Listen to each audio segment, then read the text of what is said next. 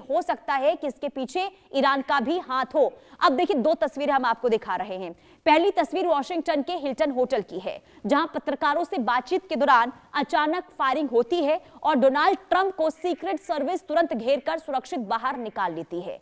दूसरी तस्वीर न्यूयॉर्क के चौटकवा संस्थान की है, जहां लेखक सलमान रश्दी पर मंच पर ही चाकू से हमला कर दिया गया था। इन दोनों तस्वीरों के बीच समय का अंतर जरूर है, लेकिन सवाल एक जैसा है, क्या फतवे की धमकी कभी भी वास्तविक हमले में बदल सकती है? दरअसल देखिए, ट्रंप पर हमले की घटना को लेकर अभी हमलावर की मंशा साफ नहीं हुई है, जांच जारी है और किसी आधिकारिक ईरान कनेक्शन की पुष्टि फिलहाल नहीं हुई है। लेकिन इस घटना को जून 2025 में जारी उस कथित फतवे से जोड़कर देखा जा रहा है, जिसमें ईरान के शीर्ष शिया धर्मगुरु ग्रैंड अयातुल्ला नासर मकरम शिराजी ने ईरान इजरायल तनाव के बीच ट्रंप को अल्लाह का दुश्मन घोषित कर दिया था। अब इस फतवे ने वैश्विक स्तर पर चिंता बढ़ा दी थी, क्योंकि इतिहास गवाह है कि ऐसे धार्मिक फरमानों का असर सालों बाद दिख सकता है। अब दूसरी तस्वीर देखिए, कोई अगर मगर नहीं बल्कि 14 फरवरी 1979 का बताया जा रहा है, जब ईरान के सर्वोच्च नेता अयातुल्ला रूहुल्लाह खुमनई ने सलमान रश्दी के खिलाफ द सैटेनिक वर्सेस को लेकर मृत्यु दंड का फतवा जारी कर दिया था।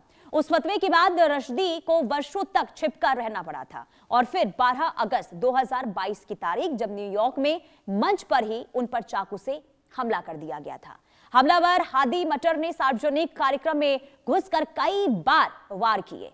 रश्दी गंभीर रूप से घायल भी हुए और उनकी एक आंख की रोशनी तक चली गई। अब यह घटना दिखाती है कि फतवा केवल बयान ही नहीं होता, बल्कि उसका असर होता है, लेकिन लंबे समय बाद होता है। यही वजह है कि पहली तस्वीर अब सवाल खड़े कर रही है कि क्या ट्रंप पर हुई फायरिंग महज सुरक्षा चूक थी या फिर धमकियों का कोई लंबा साया? क्या इतिहास खुद को दोहराने की ओर आगे बढ़ रहा है?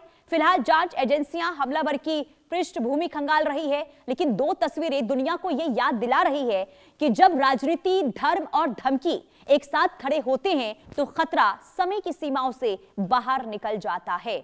और ऐसे में कहा यह जा रहा है कि हो सकता है कि जो फतवा जारी किया गया था डोनाल्ड ट्रंप को लेकर, इसके पीछे यह भी एक बड़ी वजह हो सकती है। अब देखिए, ट्रंप पर गोलीबारी हुई है, क्या वाकई में ईरान कनेक्शन हो सकता है? क्योंकि ईरान से वार्ता रद्द होने के 10 घंटे बाद हमने देखा कि शूट आउट हो सकता है, यह भी वजह मानी जा रही है। होटल के बाहर नो वॉर नो ईरान की नारेबाजी वहां पर शुरू हो गई थी। इसके साथ ही होटल के बाहर ईरान वॉर पर प्रदर्शन भी हुआ था, लोगों के अंदर नाराजगी देखने को मिला था। अमेरिका के अंदर सख्त सुरक्षा के बीच हमलावर होटल में घुस जाता है। पुलिस सीक्रेट सर्विस के बीच कम्युनिकेशन ब्रेकडाउन भी, यहां पर ब्रेकडाउन जो है वो हुआ, क्यों हुआ, ये भी बहुत बड़ा सवाल है। डिनर हॉल तक हथियार लेकर आखिर हमलावर कैसे पहुंचा, शूटर आखिर कैसे वहां तक पहुंच गया? तो ये तमाम ऐसे सवाल हैं जो इस वक्त खड़े हो रहे हैं कि आखिर क्यों ऐसा हुआ। अब देखिए, वॉशिंगटन का हिल्टन होटल, जो एक ही जगह दो अलग अलग दौर और राष्ट्रपति की मौजूदगी में गूंजी गोलियां, दरअसल 45 साल पहले 1981 में तत्कालीन राष्ट्रपति रोनाल्ड रीगन पर यही जानलेवा हमला हुआ था। और अब 2026 में इसी होटल में व्हाइट हाउस कॉरेस्पॉन्डेंट्स डिनर के दौरान डोनाल्ड ट्रंप की मौजूदगी में फायरिंग ने इतिहास की खौफनाक यादें ताजा कर दी हैं। अब देखिए, 25 अप्रैल 2026 की रात होटल के वॉल रूम के करीब 2600 मेहमान मौजूद थे। पत्रकार, राजनेता, कारोबारी और कई बड़े हस्तियां कार्यक्रम शुरू होने का इंतजार कर रही थी और तभी अचानक से वहां पर गोलियों की आवाज सुनाई देती है और कुछ पल के लिए लोगों को ऐसा लगा कि ये तकनीकी गड़बड़ी हो सकती है, लेकिन जल्द ही अफरा तफरी वहां पर मचने लगी। ऐसे में यूएस सीक्रेट सर्विस तुरंत हरकत में आई और ट्रंप को घेर कर सुरक्षित बाहर निकाल लिया गया। कई लोग टेबल के नीचे छिप गए और कुछ जमीन पर लेट गए, जबकि सुरक्षा बलों ने पूरे होटल को घेर लिया और संदिग्ध को लॉबी के पास ही हिरासत में ले लिया गया। उस समय सवाल ये है, देखिए, राहत की बात यह है कि सुरक्षा एजेंसियों ने यहां पर सतर्कता दिखाई और हमलावर को दबोच लिया गया। ऐसे में जिस हॉल के अंदर कार्यक्रम हो रहा था वहां पर तो वो नहीं पहुंच पाया और एक बड़ा हादसा, कह सकते हैं बड़ी वारदात होने से बच गई है। अब देखिए, खबर क्या, एक बार फिर से आपको बताते हैं कि 45 साल बाद इतिहास देखिए दोहराने जा रहा है, दोहरा सकता था, क्योंकि 1981 में राष्ट्रपति रीगन पर भी इसी तरीके से हमला हुआ था। अब ट्रंप की मौजूदगी में वहां पर अफरा तफरी मच गई जब गोलीबारी वहां पर होती है। सीक्रेट सर्विस ने तुरंत वहां पर सुरक्षित डोनाल्ड ट्रंप को और जो अन्य वहां पर अधिकारी मौजूद थे, जो अन्य नेता वहां पर मौजूद थे, सभी को सुरक्षित वहां से बाहर निकाल लिया गया। संदिग्ध हमलावर हिरासत में ले लिया गया, जिससे अब लगातार पूछताछ हो रही है और सवाल कई कि क्या सुरक्षा व्यवस्था यहां पर जिस पर अनदेखी हुई है, यहां पर चूक हुई है।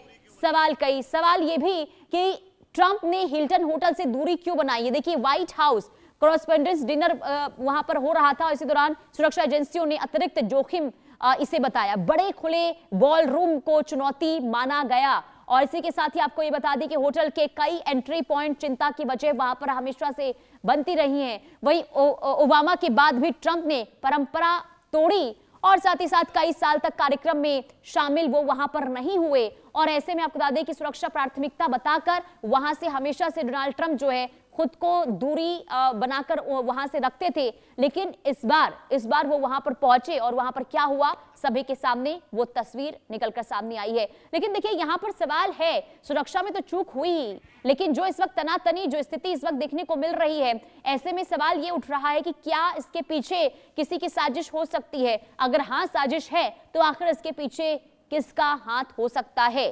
क्या आतंकी संगठन, क्या ईरान कनेक्शन, या फिर यह भी हमने देखा कि कैसे अमेरिका के अंदर ही डोनाल्ड ट्रंप की नीतियों को लेकर भी कई बार सवाल उठे हैं।